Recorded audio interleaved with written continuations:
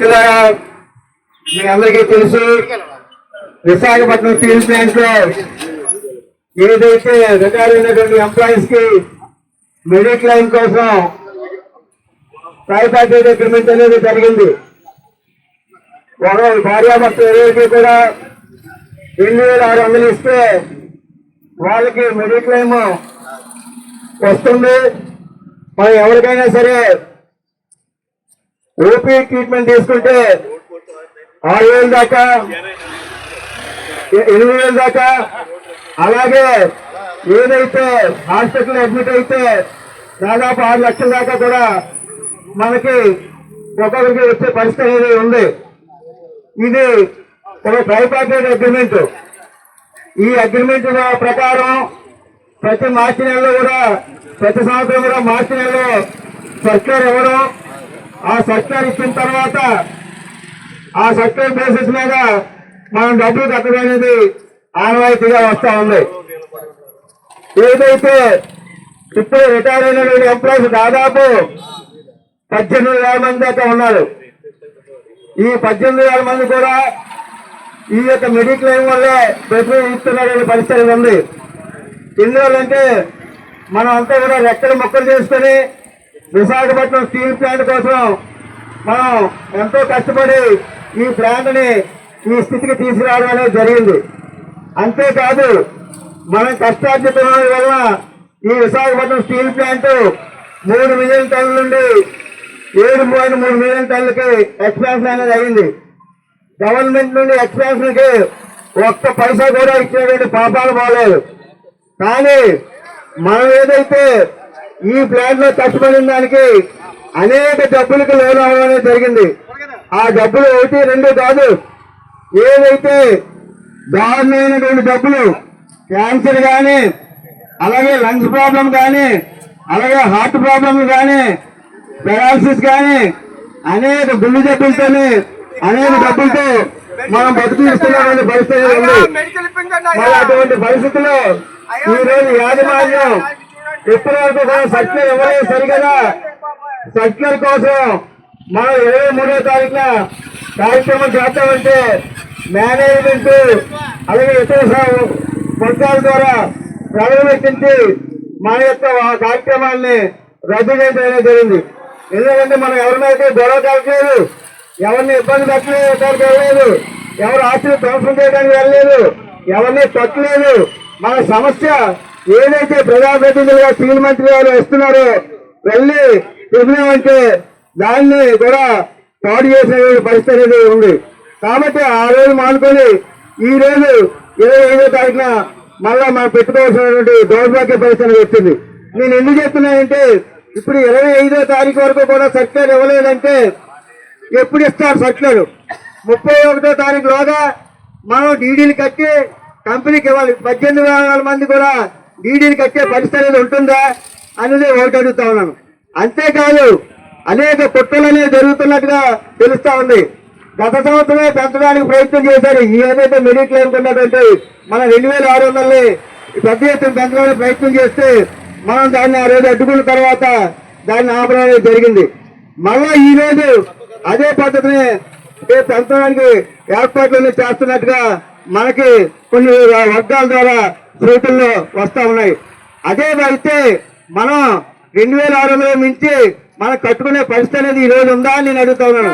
ఎంతమంది కట్టుకోగలరు? ఎవరు కట్టుకోగలరు? ఇప్పటికే పెన్షన్ అనేది లేని దౌర్భాగ్య పరిస్థితిలో మనం ఉన్నాం. మనకి ఏదైతే ఈపీఎస్ 95 మినిమం పెన్షన్ లో మనకి మాక్సిమం 4,000 వస్తా ఉంది, మినిమం అయితే 1,000 రూపాయలు వస్తా ఉంది. అంటే కనీసం 1000, అలాగే గరిష్టంగా అయితే 4,000 రూపాయలు వచ్చే పరిస్థితి అనేది ఉంది. అయితే మన దశరథ్ గారు కొద్దిగా నవ్వుతూ ఉన్నారు. కొంతమందికి ఏదైతే హైయర్ పెన్షన్ వస్తే వస్తున్నది కాక వాళ్ళు కూడా చాలా మంది డబ్బులు కట్టలేక హైయర్ పెన్షన్ కూడా వచ్చినటువంటి పరిస్థితి అనేది లేని పరిస్థితులు ఈ రోజు దారుణంగా పెంచితే ఈ కార్మికులు కట్టగలరా అని నేను అడుగుతున్నాను. సామాన్యుడు కూడా ఈ రోజు ఏదైతే మన రాష్ట్ర ప్రభుత్వం ద్వారా ఒక స్కీమ్ అనేది ఉంది. ఆ స్కీమ్ పేరేంటి? సామాజిక పెన్షన్ కదండి, మెడికల్దే వైద్య సేవలు ఏ ఉన్నాయి. వాళ్ళకి ఆరోగ్యశ్రీ ఉంది, వాళ్ళకు కూడా కొంత అవకాశం ఉంది. కానీ ఈ దేశం కోసం, ఈ ప్లాంట్ కోసం కష్టపడి మనకు మాత్రం ఏమీ లేదు. ఎందుకంటే స్టీల్ ప్లాంట్ లో పనిచేసే పాపానికి, స్టీల్ ప్లాంట్ లో పనిచేసే డబ్బులు ఏవైనా పాపానికి మనకు ఆరోగ్యశ్రీ ఉండదు, రేషన్ కార్డు ఉండదు. ఇక్కడ ఉన్నటువంటి మెడిక్లెయిమ్ కూడా ఈ రోజు ఈ ప్రభుత్వం అలాగే యాజమాన్యం తీయించేదానికి ప్రయత్నం అనేది చేస్తా ఉంది. ఇదైతే కేంద్రంలో ఉన్నటువంటి ప్రభుత్వం చేస్తున్నటువంటి నిర్వాహకాలన్నింటినీ కూడా దురదృష్టం ఏంటంటే రాష్ట్ర ప్రభుత్వం కూడా ఎండార్స్ చేస్తున్నటువంటి పరిస్థితి ఈరోజు మనం చూస్తా ఉన్నాం. ఇంత అన్యాయమైనటువంటి పరిస్థితి మనం ఎప్పుడైనా చూసేవాళ్ళని నేను అడుగుతా ఉన్నాను. కాబట్టి ఈ రోజు మనం ఏదైనా సరే ఆ సర్టిఫికేట్ ఇచ్చే వరకు కూడా మనం ఎవరు కూడా కదలకుండా మన యొక్క కార్యక్రమాన్ని జయప్రదం చేసుకోవాల్సినటువంటి అవసరం, ఆవశ్యకత ఎంతైనా ఉందని చెప్పి మీ అందరికి కూడా నేను విజ్ఞప్తి చేస్తాను. ఎందుకంటే ఇంకో విషయం కూడా తెలుస్తా ఉంది. 12 గంటలకు మీటింగ్ పిలిచారట, మనల్ని ఎవరిని పిలవాలా, ఎవరు పిలిచారో మళ్ళీ యూనియన్లే పిలిచారట. ఆ యూనియన్లు కూడా వెళ్ళి ఏం చేస్తారో, యూనియన్లే ప్లస్ ఎగ్జిక్యూటివ్ అసోసియేషన్ పిలిచారట. మరి వాళ్ళు ఏం చేస్తారో వాళ్ళకు కూడా నేను ఒక స్థితి చెప్తా ఉన్నాను. మీరు కానీ ఏదైనా పంపకానికి కానీ ఏదైనా ఈ యొక్క 2600 కంటే కూడా పెంచడానికి కానీ ఒప్పుకొని వస్తే మాత్రం మేము ఇక్కడ తాగడానికైనా సిద్ధపడతాం తప్పితే దాన్ని కట్టే పరిస్థితి లేదు.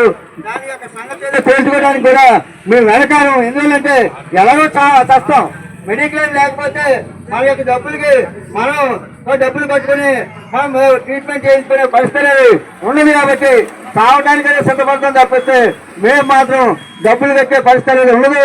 కాబట్టి 2600 కొనసాగించాలని చెప్పి మేము చెప్తా ఉన్నాం. దాని మీద వెళ్ళే యూనియన్ కూడా గట్టిగా డిమాండ్ చేయాలని చెప్పి కూడా మేము చెప్తా ఉన్నాం. మీరు ఎవరైనా సరే దానికి వ్యతిరేకంగా చేసేస్తే మాత్రం మిమ్మల్ని కూడా క్షమించమని చెప్పి కూడా యూనియన్లు కూడా హెచ్చరిక చేయదలుచుకున్నాం. ఎందుకంటే వీళ్ళు వెళ్ళి వచ్చేస్తారు, మనల్ని ఏమో పిలవరు. మనం పిలవకపోతే వాళ్ళు వెళ్ళి వచ్చేసి ఒప్పుకొని వస్తే మన పరిస్థితి ఏంటనేది కూడా ఒకసారి ఆలోచించాలని చెప్పి కూడా కార్మిక వర్గానికి, నేను రిటైర్డ్ కార్మిక వర్గానికి, సీనియర్ సిటిజన్స్ కి నేను విజ్ఞప్తి చేస్తా ఉన్నాను. కాబట్టి మనం అదేదో తేల్చుకునే వాళ్ళకి కూడా మనం 12 గంటలుగా కార్యక్రమం కాబట్టి అదేదో తేల్చుకునే వాళ్ళకి కూడా మనం అంతా కూడా ఇక్కడే ఉండి ఈ కార్యక్రమం జయప్రదం చేయాలని చెప్పి కూడా మీ అందరికి కూడా నేను విజ్ఞప్తి చేస్తూ ఉన్నాను. కాబట్టి ఇప్పుడు ఆదినారాయణ గారిని మాట్లాడాల్సిందిగా కోరుతా ఉన్నాను. సీనియర్ సిటిజన్స్ ఆలయాలలో కార్మికులందరికీ, అలాగే మాటూరు గారు అధ్యక్షులు, అలాగే రామారావు గారు, రామ్మోహన్ కుమార్ గారు, వెంకటరావు గారు, అందరూ కూడా పెద్దలందరూ ఉన్నారు, సీనియర్స్ మనందరూ కూడా. మీరందరూ కూడా అనేక పద్ధతుల్లో విశాఖపట్నం స్టీల్ ప్లాంట్ ని ఇంత పెద్ద ఫ్యాక్టరీగా, ఇంత లాభాలు తీసుకొచ్చి అప్పులు తీర్చి ఈ భారతదేశంలో నెంబర్ 1 స్టీల్ ప్లాంట్ గాను, నవరత్న కంపెనీగా ఉండడానికి, ప్రభుత్వ రంగంలో ఉండడానికి మీరంతా అనేక త్యాగాలు చేశారు. ఆ త్యాగాలు ఈరోజు ప్రైవేటు వ్యక్తులకి కేంద్రంలో బీజేపీ ప్రభుత్వం పూర్తిగా విశాఖపట్నం స్టీల్ ప్లాంట్ ని అమ్మేస్తాం, మూసేస్తామని చెప్పేసి దీపానికి, అలాగే నీతి ఆయోగ్కి అప్పచెప్పిన దగ్గర నుంచి కూడా ప్రస్తుతం పనిచేస్తున్న స్టీల్ కార్మికులు పోరాడుతున్నారు. మీరు కూడా అనేక పోరాటాలు చేశారనమాట. ఇవాళ దేశంలోని ఈ మెడిక్లెయిమ్ అనేది భారతదేశంలో పబ్లిక్ సెక్టార్లోని, అలాగే సెంట్రల్ గవర్నమెంట్ అన్ని పద్ధతుల్లోనూ కూడా ఒక చనిపోయే వరకు కూడా కుటుంబానికి అందరికి కూడాను ఒక సోషల్ సెక్యూరిటీ అన్నమాట. ఆ రోజు విశాఖపట్నం స్టీల్ ప్లాంట్ లోనే ఆ రోజు చైర్మన్ అవ్వచ్చు, డైరెక్టర్లు అవ్వచ్చు, అధిక సంఖ్యలో ఎక్కువ ఏదైనా ఉందంటే మెడిక్లెయిమ్ పాలసీ 6 లక్షల రూపాయలు అనేది విశాఖపట్నం స్టీల్ ప్లాంట్ లోనే తీసుకురాజు జరిగిందన్నమాట. సీనియర్ సిటిజన్స్ అందరూ కూడా రోడ్డు మీద రావడం చాలా దారుణమైన విషయం. దీనికి ప్రస్తుత యాజమాన్యం పూర్తిగా బాధ్యత వహించాలి. ఎవరైనా రిటైర్ అయిన తర్వాత వాళ్ళ తాలూకా కుటుంబ సభ్యులతో ప్రశాంతంగా గడపాల్సినటువంటి వాళ్ళు రోడ్ల మీద పడి మాకున్నటువంటి మెడికల్ సౌకర్యాన్ని కొనసాగించండి అని చెప్పేటువంటి ఒక దౌర్భాగ్యానికి రావడం చాలా దారుణమైన విషయం. ఏదేమైనా మరలా అనుకోవద్దు, కానీ సమస్య వస్తే జనం అందరూ కూడా రోడ్ల మీదకి వస్తాం. ఈ విధంగా ఒక విధంగా మేనేజ్మెంట్కి ధన్యవాదాలు తెలియజేయాలి. వారు ఈ రోజు వరకు సర్క్యులర్ ఇవ్వలేదు. ఇంతమంది మనందరం కూడా ఎప్పుడైతే ఫెసిలిటీ కోసం, ఇది సాధారణ ఎక్కడైనా కాదు, హ్యూమన్ టెండెన్సీ అది. ఏదైనా ఆకలి ఉంటే, లేదా గొడవ పడితే, లేకపోతే ఏదైనా సమస్యలు వస్తే మనందరం కూడా రోడ్ల మీదకి వచ్చే పరిస్థితి ఏర్పడుతుంది. ఇదే పోరాటాలు విశాఖపట్నం స్టీల్ ప్లాంట్ ప్రైవేటు పరం కాకూడదని కేంద్ర ప్రభుత్వం ఏదైతే 2021 జనవరి 27వ తేదీని తీసుకున్న నిర్ణయం ఈ రోజు వరకు ఉపసంహరణ కాలేదు. ఆ కార్యక్రమంలో పాల్గొనండి అంటే మన వాళ్ళు ఎవరు పెద్దగా స్పందించరు. ఒకవేళ హయ్యర్ పెన్షన్ కావాలిస్తే పిఎఫ్ ఆఫీసర్ జమ కొడతాం, లేదా నడుపూరులో నూకాలం సమావేశం అవుతాం, లేదా సిడబ్ల్యూసీ సమావేశం అవుతాం, మరో దగ్గర సమావేశం అవుతాం. కానీ ఏదైనా సమస్య వచ్చినప్పుడు కార్మిక సంఘాలన్నీ కూడా ఆలోచన చేసి ప్రతి ఒక్కరికి మేలు జరగాలని, ఎంప్లాయీ కానీ ఎంప్లాయీ కుటుంబ సభ్యులకు కానీ, లేదా రిటైర్ అయిన తర్వాత వారికి కానీ వారి కుటుంబానికి కానీ ఎటువంటి అన్యాయం జరగకూడదనే ఉద్దేశంతో అనేకమైన కార్యక్రమాలన్నీ చేస్తూ ముందుకు పోతుంటాం. మన తాలూకా దీన్ని మధ్య మధ్యలో చిచ్చు పెట్టి యాజమాన్యం సఫలీకృతం అవుతుంది. రకరకాలైనటువంటి గేములు ఆడి ఇటు మాటూరు శ్రీనివాసరావుతో ఒకటి మాట్లాడతారు, రామారావుతో ఒకటి మాట్లాడతారు, అయోధ్యతో ఒకటి మాట్లాడతారు, కేఎస్ అంతా ఒకటి మాట్లాడతారు, రమణమూర్తితో ఒకటి మాట్లాడతారు, సంపూర్ణతో మాట్లాడతారు, లేదా ఆఫీసుల ఉమామేశ్వరవా లేకపోతే దశరథ లేదా వాసామూర్తి ముందుగా తీసుకున్నాడు ఆయన కార్యక్రమం ఏదో పెన్షన్. ఇంకా చాలా మందికి రావాలి, అది కూడా ఇవ్వడం లేదు. దానికి మేనేజ్మెంట్ కూడా తప్పు ఉంది. చాలా మందికి డిమాండ్ లెటర్లు ఇచ్చారు, ఆ డిమాండ్ లెటర్లు ఇచ్చిన తర్వాత రెస్పాండ్ లేదు. పోర్టల్ అంటే ఎవరైనా ఈ నాయుడు ఉన్నాడు, ఈ రెడ్డి ఎవరో ఈ నిర్వాసితుకోవాలని ఎవరో పోర్టల్ చూస్తాడా? మేనేజ్మెంట్, ఫైనాన్స్ డిపార్ట్మెంట్ ఎటువంటి ఇన్ఫర్మేషన్ ఎవరు, హెచ్ఆర్ డిపార్ట్మెంట్ ఇన్ఫర్మేషన్ ఎవరు, పిఎఫ్ఎల్ ఇన్ఫర్మేషన్ ఎవరు? దానివల్ల రిజెక్ట్ అయిపోయింది అంటారు. రకరకాల కొద్దిమంది మంచం మీద ఉంటారు, కొద్దిమంది ప్రమాదాలు జరిగి ఉంటారు, కొద్దిమంది ఎక్కడ ఊళ్ళో ఉంటారు, ఎవరికి తెలుస్తుంది. అలాగే ఈ రోజు ఉన్నటువంటి దీన్ని ఈ 1300 రూపాయల్ని కింద సంవత్సరం పెంచేస్తా అని చెప్పి 20,000 రూపాయలు ఎట్టి పరిస్థితులు ఒప్పుకోమని చెప్పాం. ఏదైతే యథార్థం కొనసాగించాలని, ఏదైనా రోజులు మారుతున్నప్పుడు మంచి మంచి టెక్నాలజీతోని మంచి సదుపాయాలు ఇవ్వాలి, ఫ్రీగా ఇవ్వాలి ఏదైనా. కానీ రోజులు మారుతున్నప్పుడు టెక్నాలజీ పెరిగేటప్పుడు ఇంకా దీన్ని పెంచేస్తా అంటాడు. 1300 రూపాయలు అంటే 2600, ఈ రోజు 40,000 కూడా కట్టాలంటారు. ఎట్టి పరిస్థితులు ఒప్పుకోమని చెప్పాం. మొన్న ఎఫ్ఎస్ఎన్లోకి అగ్రిమెంట్ చేశాం. అగ్రిమెంట్ చేసి ఏంటి, 5 ఏళ్లకి 1000 రూపాయలు ఇద్దరికినా, 5 ఏళ్లకి ఫ్యామిలీకి 1000 రూపాయలు కడితే వాళ్ళకి 8 లక్షల రూపాయలు ఇస్తున్నారు. మన బిజా చేశాడు మమ్మాలుగా ఒక ఇప్పుడు కూడా అనేకమైన కార్యక్రమాల్లో అందరినీ కూడా ఒక ప్రభావితం చేసే విధంగా పాపం రకరకాల ఉత్సాహపరిచి ఉన్నటువంటి బాధలన్నీ కూడా వ్యక్తపడుతూ మరి ఒక దీన్ని ముందుకెళ్తుంటాడు. మిత్రులారా, విశాఖపట్నం స్టీల్ ప్లాంట్ లో చరిత్రలో ఇది ఒక చీకటి రోజుగా మనం చెప్పుకోవచ్చు. ఈ రోజు యాజమాన్యం రిటైర్డ్ ఉద్యోగులకి 1300 రూపాయలు తీసుకొని కేవలం 3 లక్షల రూపాయలు వైద్య సదుపాయం కోసం ఇన్సూరెన్స్ చేస్తా ఉన్నారు. ఇతరులకి 20,000 రూపాయలు కడితే 6 లక్షలకు ఇన్సూరెన్స్ ఇచ్చే పరిస్థితి ఉంటే అది కూడా చాలక ఈ నెలలోనే పూర్ణానపాలెంలో విశాఖ హాస్పిటల్లో మిత్రుడు జాయిన్ అయితే బాడీని 24 గంటల్లో 3 లక్షల రూపాయలు బిల్లు చేశారండి. అక్కడ పరిస్థితి బాగోపోతే అక్కడి నుంచి కిమ్స్ హాస్పిటల్ షిఫ్ట్ చేశాం, మరో 6 లక్షల రూపాయలు బిల్లు చేశారండి. 9 లక్షలైనా ఈ రోజు కూడా హాస్పిటల్ ఇంటికి చేరుకోలే పూర్తిగా. వారి పిల్లలు వచ్చి ఆదుకుంటే తప్ప ఆయన వైపుని కాపాడుకునే పరిస్థితుల్లో లేడు. మరి నా పెద్దలు చెప్పినట్టుగా వీరంతా కూడా స్టీల్ ప్లాంట్ బౌండరీ కట్టినప్పటి నుంచి రాళ్లు ఎత్తారు, మిషన్లు మోసారు, ఉత్పత్తి తీసుకొచ్చారు, ప్లాంట్ బ్రహ్మాండమైన దిశగా తీసుకెళ్లారు. అటువంటి ఉద్యోగులతో ఈరోజు మీరు నాటకాలు ఆడుతూ ఉన్నారు.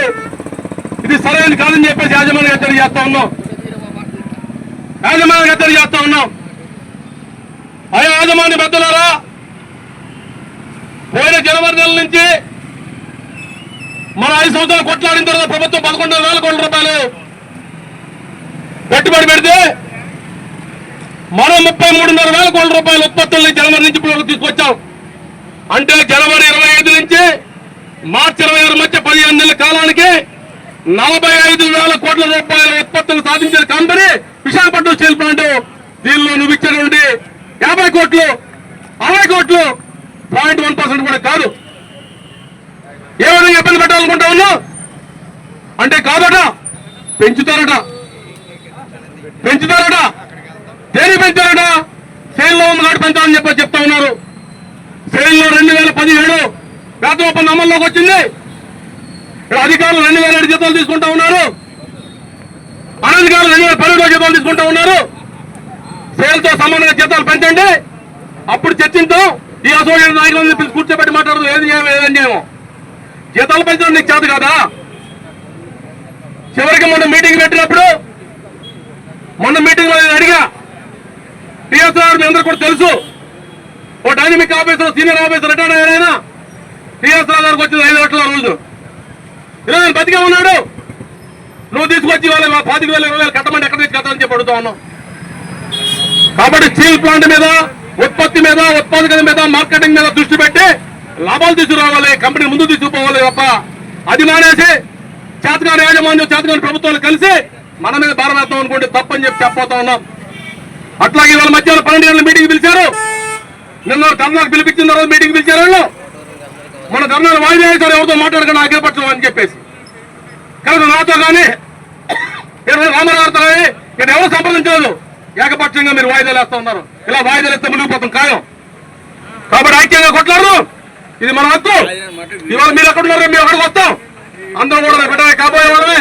కాబట్టి ఖచ్చితంగా యాజమాన్యం 1,300 రూపాయలు చొప్పున ఆ సత్తులను కంటిన్యూ చేయాలని చెప్పేసి ఇవాళ జరిగే మధ్యాహ్నం మీటింగ్ కి 12 గంటల మీటింగ్ కి మేము ఉంటాం. ఖచ్చితంగా టకాయించడం కోసం మాతో పాటు ఇక్కడ నాయకత్వం నాయకులు కూడా తీసుకుపోవాలని చెప్పేసి నిన్న చెప్పున్నాం.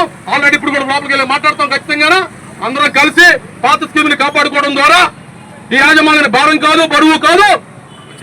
కేవలం 11,500 కోట్లు ఇస్తే ఆర్ఎంహెచ్పి ఓపెన్ యార్డ్ లో ఉన్న మెటీరియల్ ని కాపాడుకోవడం కోసం 10 లక్షల కాంట్రాక్ట్ సంతకం పెట్టలేదు. 20 రోజుల పాటు ప్రొడక్షన్ ఆగిపోయింది. నేను మినిస్టర్ గారు అడిగాను ఇదే విషయాన్ని. కుమారస్వామి గారు సమాధానం లేదండి. భూపతి శ్రీనివాసరావు గారు అడిగాం, సమాధానం లేదండి. ఇవాళ ఎంప్లాయీస్ 311 రూపాయలు బకాయిలు పెట్టి ఇవాళ నాటకాలు ఆడుతూ ఉన్నారు. వర్షాకాలంలో బయట సెంటర్ కొనుక్కొచ్చి, బయట నుంచి కోక్ కొనుక్కొచ్చి ఉత్పత్తి తీసి 43,000 రూపాయలు అమ్మాడు మార్కెట్ లో. కాబట్టి లాస్ వచ్చింది కంపెనీకి. ఇవాళ ఇంత పరిస్థితుల్లో ఉన్నా మార్చి 31 2,000 కోట్ల రూపాయలు నెట్ లాస్ డిక్లేర్ చేయబోతా ఉన్నారు సుమారుగా. ఎందువలనంటే వీళ్ళ కమిషన్ల కోసం సెంటర్ కొన్నారు, వీళ్ళ కమిషన్ల కోసం కోక్ కొన్నారు బయట. దాన్ని తీసుకొచ్చి ఈ రోజు మన రైతులు ఉత్తపోతా ఉన్నారు. కాబట్టి దృష్టిలో పెట్టుకుని ఎట్టి పరిస్థితుల్లో 1,300 రూపాయలు చొప్పున 26 తీసుకుని ఫ్యామిలీకి ఇవ్వాలని చెప్పేసి ఈ 18,700 మందికి ఇవ్వకపోతే కుటుంబ సభ్యులతో ఫ్యామిలీతో తీసుకొచ్చి ఇక్కడ ధర్నా చేస్తామని చెప్పేసి యాజమాన్యం హెచ్చరిక చేస్తూ సెలవు తీసుకుంటాం. చేసిన విశాఖ ఉక్కు ఉద్యోగులందరూ ఈ రకంగా నిలబడటం చాలా దురదృష్టకరం. ఈ గ్రూప్ మెడికల్ ఇన్సూరెన్స్ అనేది ఇది ఉదారంగా ఇచ్చేది కాదు, ఇది హక్కు. ప్రతి ఉద్యోగికి పదవి విరమణ అనంతరం కూడా మీ తాలూకు మీకు మీ భార్యకు చూస్తామని చెప్పేసి రిటర్న్ గా మేనేజ్మెంట్ ఇచ్చి పంపిస్తుంది. అలాంటి గ్రూప్ మెడికల్ ఇన్సూరెన్స్ తాలూకు పాలసీని మళ్ళీ అందులో కొంత భాగం మనల్ని కట్టాలని చెప్పటం ఖచ్చితంగా రిటైర్ అయిన వారికి పెను భారం. ఇది ఎట్టి పరిస్థితుల్లోనూ దీన్ని యాక్సెప్ట్ చేసే పరిస్థితి లేదు. ఇవాళ ఈ రోజున మధ్యాహ్నం మీటింగ్ పిలిచినప్పుడు ఈ స్టేక్ హోల్డర్స్ ను కూడా పిలవాలని చెప్పడం జరిగింది. సరే, మాకున్న ఇన్స్ట్రక్షన్ ప్రకారం మేము ఇలా ఇన్ఫార్మ్ చేస్తున్నామని చెప్పారు. ఏదేమైనా దీన్ని ఖచ్చితంగా మేనేజ్మెంట్ దగ్గర లెక్కలతో సహా ఇది ఎందుకు, ఎలా, ఏ విధంగా కంటిన్యూ చేయాలనేది కూడా వాళ్ళు చెప్పడం జరుగుతుంది. ఈ విధంగా అందరూ సమైక్యంగా ఉండి ఈ విధానాలను కొనసాగించకుండా చూస్తే గనక ఖచ్చితంగా అడ్డుకోవాల్సిన అవసరం అందరికీ ఉంది. న్యాయబద్ధంగా, చట్టబద్ధంగా ఎలా చేయాలో అన్ని రకాల ఆందోళన చేయటం అనేది ఖచ్చితంగా చెయ్యాలి. ఎందుకంటే మీరందరూ ఉండబట్టే ఇవాళ రోజున మేము ఈ రోజు ఉద్యోగాలు చేయగలుగుతున్నాం. మీ అందరి కృషి, ఏమీ లేని ప్లాంట్ నుంచి దుమ్ములో, ధూళిలో, బురదలో ఇవాళ రోజున ఇంత గొప్ప మహోన్నతమైన ప్లాంట్ నిర్మించారంటే అది మీ అందరి వల్లే. మీ అందరి కృషి వల్లే మేము ఇక్కడ నిలబడగలిగాం, మా కుటుంబాలు నిలబడినాయి. ఎలాంటి పరిస్థితుల్లో మీ అందరికీ ఈ వయసులో 70 ఏళ్ళు దాటిన వయసులో బయట కూడా ఇన్సూరెన్స్ పాలసీలు ఎలాంటివి దొరకవు. మనకి ఆరోగ్యశ్రీ కార్డులు లేవు, వైట్ రేషన్ కార్డులు లేవు. అంటే ఎవరికైనా ఏదైనా వస్తే మన హాస్పిటల్ సరైన సదుపాయాలు లేవు. చాలా చిన్న హాస్పిటల్ ఉంది మనకి. సెయిల్లో మాదిరిగా ఇలాంటి విధానాలు తీసుకొస్తామంటే సెయిల్లో జరిగిన వేతన సవరణలు ఇక్కడ జరగాలి. అలాగే సెయిల్లో ఉన్న అన్ని సౌకర్యాలు ఇక్కడ కలగజేయాలి. సెయిల్లో మాదిరి ఇక్కడ మోర్ సెక్యూరిటీ ఇవ్వాలి. ఇలాంటివన్నీ మానేసి సెయిల్లో ఏదో చేసుకున్నారని దాన్ని ఇక్కడ కొనసాగిస్తామంటే మాత్రం అది ఖచ్చితంగా సమర్థనీయం కాదు. సెయిల్కి మనకి చాలా తేడా ఉన్నాయి. వాళ్ళకి 7 ఉన్నతమైన హాస్పిటల్స్ ఉన్నాయి.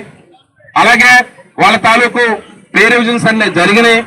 ఇక్కడ ఈ విధంగా ఏమీ జరగకుండా ఒక పక్క ప్లాంట్ నిలబెట్టే ప్రయత్నం చేస్తుంటే అందరూ సమైక్యంగా కృషి చేసి ఇలాంటి అలజడి లేపే నిర్ణయాలు కరెక్ట్ కాదు. ఇవి మేనేజ్మెంట్ దగ్గర ఖచ్చితంగా మేము చెప్తాం. అలాగే దీన్ని ముందుండి నడిపిస్తున్న నాయకత్వం గతంలో కూడా పనిచేసి ఉన్నారు వీళ్ళు. మీ అందరూ కూడా వాళ్ళ పిలుపు మేరకు ఇక్కడికి వచ్చి దీన్ని విజయవంతం చేసినందుకు అందరికీ ప్రత్యేక ధన్యవాదాలు.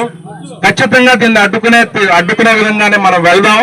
మీ అందరూ కూడా మీ అందరి సహకారం కూడా దానికి కావాలి. నాకు ఈ అవకాశం ఇచ్చిన అందరికీ ధన్యవాదాలు. నాయకులు రమణమూర్తి గారు మాట్లాడతారు.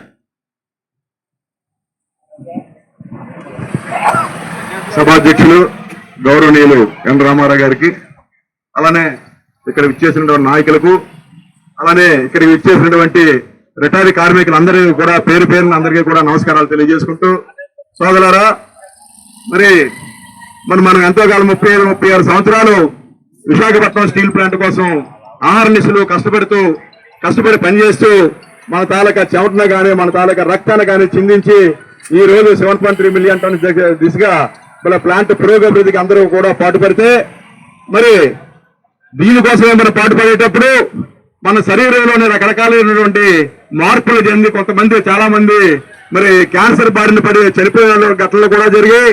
అలానే హార్ట్ స్ట్రోక్లు కానీ, ఎందుకనంటే లోన అంతా కూడా హజార్డ్ ఏరియా, మరి కోకౌన్ డిపార్ట్మెంట్ కానీ, SMS డిపార్ట్మెంట్ కానీ, RMHలో కానీ, మరి సెంట్రల్ ప్లాంట్ లో కానీ పనిచేస్తే ఒకసారి చూసి వస్తే చాలు, మరి కార్మికుడు ఎవరో కూడా కార్మికుడికి ఇక్కడ పనిచేయాలని చెప్పేసి ఎవరు కూడా నిర్ణయం తీసుకోరు.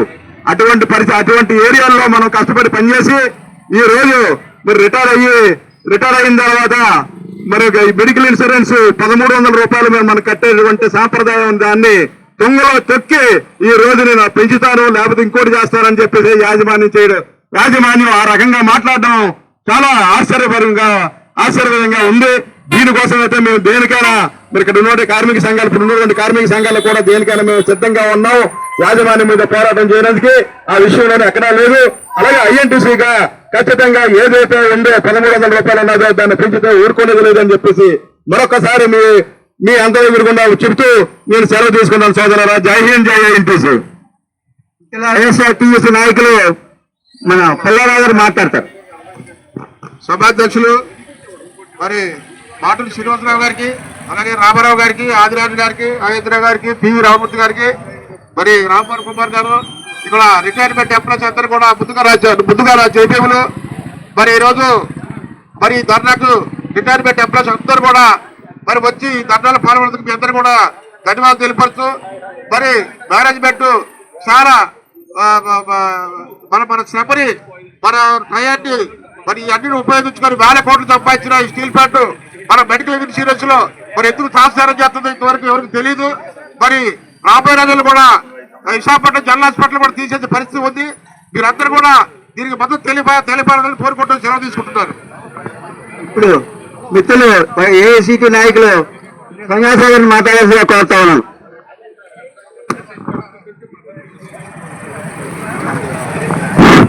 సభాధ్యక్షులు రామారావు గారు, అలాగనే గౌరవనీయులు పెద్దలు మాటూరి శ్రీనివాసరావు గారు, అయోధ్యరామ్ గారు, బోసుబాబు గారు, ఆదినారాయణ గారు, మిగతా వేదిక మీద ఉన్న పెద్ద నాయకులందరికీ పేరు పేరున నమస్కారాలు తెలియజేస్తున్నాం. అలాగనే మన రిటైర్డ్ ఎంప్లాయీస్ అందరికి కూడా పేరు పేరున ధన్యవాదాలు తెలియజేస్తా ఉన్నాం.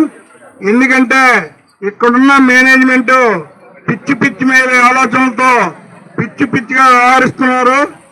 ఎప్పుడైతే 1300 గత సంవత్సరం ఎలాగైతే కట్టామో ఇప్పుడు అలాగే కట్టమని చెప్పి సర్క్యులర్ వెంటనే జారీ చేయాలని, లేని పక్షంలో అవసరమైతే ఏడేమో ముట్టడి చేసైనా సర్క్యులర్ వెంటనే జారీ చేసే పరిస్థితి చేస్తాం.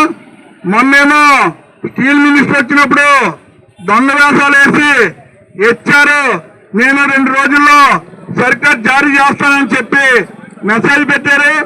అయినా ఈ రోజు కూడా కార్మికులతో చెలగాటు వాడుతున్నారు. రిటైర్డ్ కార్మికుల ఆరోగ్య విషయాల్లో కనీసం పట్టించుకోకుండా రేపు మేనేజ్మెంట్ వాళ్ళైనా కాదు రిటైర్ అయితే వాళ్ళ పరిస్థితి అదే అవుతుందని చెప్పి అది ఆలోచించి వెంటనే సర్క్యులర్ జారీ చేయాలని మీ అందరికీ మనల్ని సెలవు తీసుకుంటున్నారు. న్యూస్ నాయకులు తెలంగాణ గురించి మాట్లాడాల్సిందే కోరుతా ఉన్నాను. సరే, ఇప్పుడు బూస్ వెంకటరావు గారిని మాట్లాడాల్సిన కోరుతాం ఏఐటీసీ నాయకులు.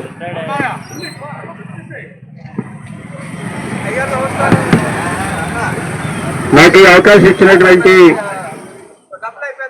సిఐటియు నాయకులు ఎన్ రామారావు గారికి నమస్కారాలు తెలియజేస్తూ, పోలీసు వారు లేకపోతే డీసీసీ గారు, నేను ఈ మాటలు చెప్పేది మా కార్మికులు కాదు, ఖచ్చితంగా ఈ మాటలు చేయాల్సిన వారు సీఎండీ గారు, డైరెక్టర్లు మరియు స్థానిక శాసనసభ్యులు, పార్లమెంటు సభ్యులు. ఇవాళ ఈ ఆధునిక దేవాలయానికి రాయెత్తినటువంటి ఈ శ్రామికులని మీరు అవమానిస్తూ ఉన్నారు. ఇవాళ మీరు చేస్తున్నది ఏంటి? ఇవాళ మానసిక ఆందోళనకి గురి చేసి ఆసుపత్రి పాలు చేసేటట్టుగా ఈ సీనియర్ సిటిజన్ ని ఇబ్బందులు పాలు చేస్తా ఉన్నారు. మిమ్మల్ని 6 లక్షలు కట్టడం లేదు, లేకపోతే 10 లక్షలు కట్టడం లేదు. కేవలం ఇన్సూరెన్స్ వారికి మీ ఓట గతం నుంచే ఉన్నదే కట్టమంటా ఉన్నాం. ఇవాళ మీరు చేస్తున్న ఎత్తుగడలు, మీ కుట్రలు చాలా దుర్మార్గంగా ఉన్నాయి. మీరు అనుకోవచ్చు వీళ్ళంతా ఇళ్లలో కూర్చుని కాళ్ళు చేతులు చల్లబడిపోయిన వారు అనుకోవచ్చు. ఈ పరిశ్రమ ఈ స్థాయికి చేరటానికి మేమేదో కొంచెం బిగాలు చార్చుకున్నాం, అది దాన్ని మీరు నిలబెట్టుకునేటట్టు లేరు. మీరు పాత వాళ్ళు ఏ గౌరవంతో పోతున్నారు, మీరు అలాగే పోయేటట్టున్నారు. ఇక ఎన్ని రోజులు ఉందండి? 4 వర్కింగ్ డేస్ ఉంది. బ్యాంకుల్లో చలనాలు కట్టాలి. ఖచ్చితంగా ఈ రోజు 1 గంట లోపల మీరు సర్కులను విజయం చేయకపోతే తీవ్రమైనటువంటి నిరసనని ఇక్కడ రోడ్డు మీదే కాదు ప్లాంట్ లో కూడా చూడాల్సిన పరిస్థితి ఉంటుందని చెప్పి యాజమాన్యానికి హెచ్చరిస్తూ నాకు ఈ అవకాశం ధన్యవాదాలు. మాటు శ్రీనివాసరావు గారు ఈ మంచి కార్యక్రమానికి పిలుపునిచ్చారు. వేలాది మంది పాల్గొన్నందుకు మొదటిగా అభినందనలు తెలియజేస్తున్నాను. సోదరులారా, విశాఖ ఉక్కు కర్మాగారం కోసం దాదాపు 30-40 సంవత్సరాలు తమ ఆలోచనని, కాలాన్ని, జ్ఞానాన్ని వినియోగించి విశాఖ ఉక్కును ప్రపంచ స్థాయిలో అత్యున్నత ఉన్నతమైన స్థాయిలో నిలబెట్టినటువంటి తర్వాత ఏళ్లను గుర్తిస్తూ గౌరవిస్తూ ఒక సామాజిక బాధ్యతగా పెట్టిన స్కీము ఈ ఆరోగ్య భద్రతా స్కీము మెడిక్లెయిమ్. దీన్ని కూడా తీసేసే పరిస్థితి కేంద్రంలో ఉన్న బీజేపీ ప్రభుత్వం ఉందంటే స్కూళ్లను నడపలేకపోతుంది. కేంద్ర విద్యాలయం మూసేసింది, విమల విద్యాలయం మూసేసింది, మెడికల్ స్కీమ్ తీసేస్తుంది. ఈ చేతకాని దత్తన్న ప్రభుత్వాన్ని దించడానికి నెక్స్ట్ ఎన్నికల్లో మీరందరూ కంకణం కట్టుకోవాలని ఈ బీజేపీ కూటమిని, ఎన్డీఏ కూటమిని ధర్నాల ఖాతాలో తీయడానికి మీరందరూ శక్తివంతం లేకుండా పనిచేయాలని సందర్భంగా నేను మిమ్మల్ని అందరినీ కోరుతున్నాను. ఈ అవకాశం ఇచ్చినందుకు పోరాటాలతో వచ్చింది ఈ మెడికల్ ఇన్సూరెన్స్ అనేది. అనేక ఉక్కు యాజమాన్యం తాలూకా బాధ్యత. దాన్ని కూడా ఏదైతే కేంద్ర ప్రభుత్వం మీద, ఎక్కడున్న ప్రజాప్రతినిధుల మీద నెట్టి నాటకాలు ఆడాలని చూసినట్లయితే అది కరెక్ట్ కాదు. తక్షణమే ఏదైతే పాత మెడికల్ సదుపాయం సంబంధించినటువంటి ఇన్సూరెన్స్ ఏదైతే ఉందో దాన్ని తక్షణం పునరుద్ధరించాలని, దాన్ని కొనసాగించాలని చెప్పేసి డిమాండ్ చేస్తూ రాబోయే కాలంలో ఉక్కు యాజమాన్యం ఇప్పటికైనా సరే ఈ చర్యలు ఆపాలని చెప్పేసి తెలియజేస్తూ రాబోయే కాలంలో ఏదైతే రిటైర్డ్ ఉద్యోగులకి ఉన్నటువంటి మెడికల్ కి సంబంధించినటువంటి అంశాలు ముట్టుకోవాలంటేనే సరైన వృత్తి గుణపాఠం జరుగుతుందని చెప్పేసి మీ ద్వారా తెలియజేస్తా ఉన్నా. సభాధ్యక్షుల వారికి అలాగే కార్యక్రమంలో హాజరైనటువంటి అందరూ కూడా ముందుగా హెచ్ఎంఎస్ తరఫున ధన్యవాదాలు తెలుపుతూ, మరి ఏదైతే ఉక్కు యాజమాన్యం మెడికల్ ఇన్సూరెన్స్ మరి ఈ రోజు కూడా సర్క్యులర్ ఇవ్వడం అనేది చాలా దుర్మార్గం. ఎందుకంటే సుమారు 35-38 సంవత్సరాలు సర్వీస్ చేసి ఉక్కు కర్మాగారం బలోపేతం కృషి చేసినటువంటి కార్మికుల కుటుంబ ఆరోగ్యాలతో ఈ రోజు యాజమాన్యం నిర్లక్ష్యం చేయడం అనేది చాలా దుర్మార్గం. ఇప్పటికైనా సరే యాజమాన్యం ఉక్కు కార్మికుల పట్ల చిత్తశుద్ధితో వెంటనే సర్క్యులర్ రిలీజ్ చేసి ఏదైతే పాత పద్ధతి ఉందో పాత పద్ధతిని తక్షణం అమలు చేయాలని చెప్పి యాజమాన్యం డిమాండ్ చేస్తూ, మరిన్ని విశాఖ ఉక్కు RNL వార్తల కోసం మన వైజాగ్ స్టీల్ ఫ్యామిలీ యూట్యూబ్ ఛానల్లో సబ్స్క్రైబ్ అవ్వండి.